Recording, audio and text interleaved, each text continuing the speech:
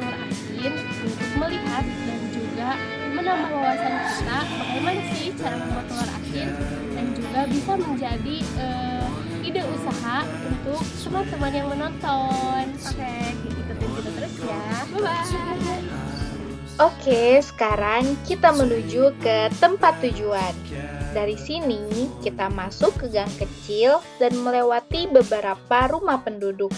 Jalannya memang agak sempit, tapi suasananya nyaman banget. Khas perkampungan di pinggiran kota Bandung. Yuk, kita lanjut sampai ke lokasi.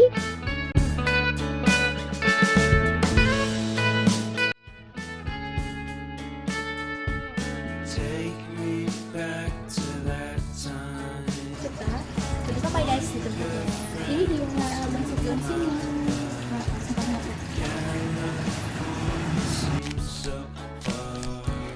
Sebelum diolah, telur-telur ini terlebih dahulu diseleksi untuk memastikan kualitasnya. Cara tradisional yang digunakan cukup unik, yaitu dengan mendengarkan suara dari dalam telur. Telur yang bagus biasanya mengeluarkan suara padat atau berat saat digoyangkan, menandakan isinya masih penuh dan utuh. Sekarang kita masuk ke tahap pencucian telur.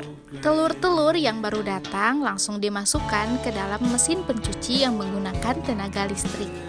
Alat ini bekerja secara otomatis, memutar telur satu persatu dan membersihkan seluruh permukaan cangkangnya dari debu dan kotoran.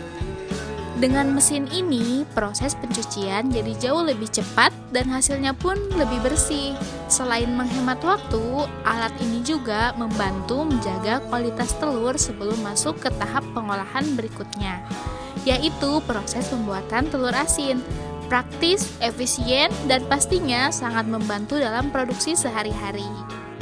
Cara mencuci telur menggunakan alat ini cukup mudah. Setiap telur dimasukkan satu persatu ke dalam wadah pencucian yang sudah disediakan di mesin. Di dalam alat ini terdapat sikat khusus yang berputar otomatis untuk membersihkan cangkang telur.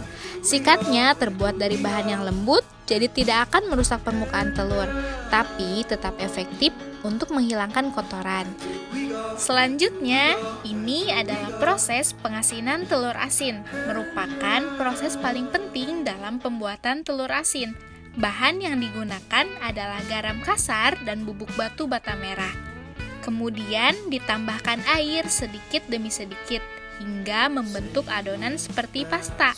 Setelah adonan siap, telur-telur yang sudah dibersihkan direndam dan dilapisi secara merata menggunakan campuran tersebut.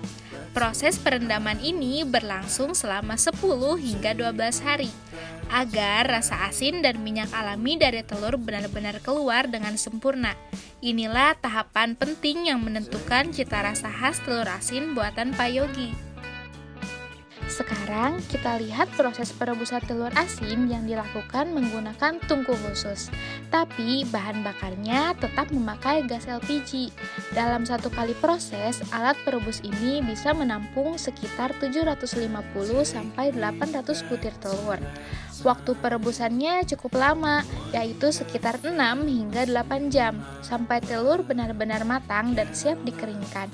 Menariknya, satu tabung gas LPG bisa digunakan untuk 2 kali perebusan, jadi lebih hemat dan efisien.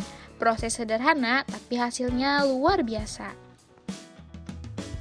Sekarang kita masuk ke tahap terakhir, pengecapan telur asin. Biasanya logo atau nama usaha kita. Tujuannya supaya orang tahu asalnya dari mana dan kualitasnya tetap terjamin. Udah dicap, tinggal dikemas, dan siap deh dikirim ke pembeli. Nah, teman-teman, kita juga dikasih kesempatan untuk mencoba langsung rasa telur asin buatan Pak Yogi.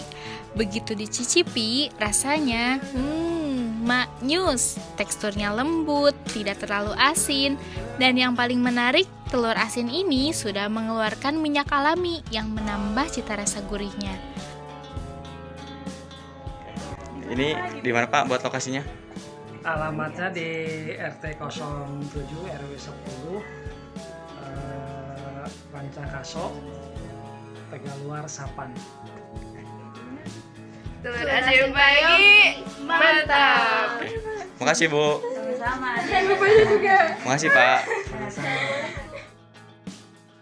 Halo guys, jadi kita udah selesai observasi dan lihat langsung gimana sih cara pembuatan telur asin. Nah, kita juga dapat ide buat kayaknya pengen deh buka usaha telur asin. Kalau aku sih ya dapatnya itu. Kalau kamu Nat? Aku kenyang sih, soalnya di sana disediain makanan. Jadi kalian kalau misalnya mau ikut latihan di sana bisa. Kamu dapat apa Riz? Banyak, dapat ilmu, dapat telur asin, dapat apa ya, banyak sih, terutama pengalaman gitu. Kita jadi tahu cara bikin telur asin itu gimana, dari tahap awal pemilihan telur sampai ke tahap produksinya gimana. Oke, terus segitu aja guys perjalanan kita kali ini. Sampai jumpa di perjalanan kita berikutnya. Bye bye.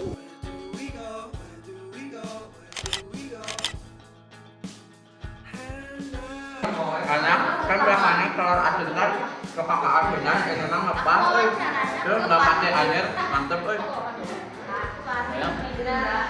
kulitnya dijaga terus kualitasnya ya, jangan sampai berubah. Oke, itu aja dari aku. Siap. Yang berasa